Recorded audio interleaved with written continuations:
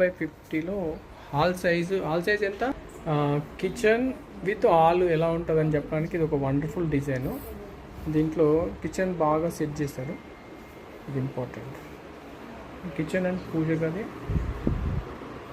But kitchen ఉందా లేదా అన్నట్టు సెట్ చేశారు. సో ఇది చూసారా, 12x20 అనుకో.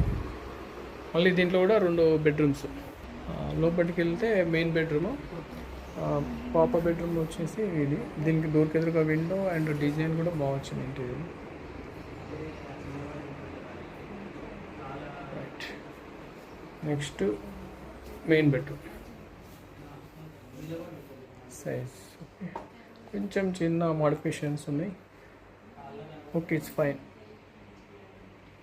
ముఖ్యంగా ఏంటంటే ఇంకొక ఎనర్జీ పాయింట్ టీవీ సెట్ చేశారు.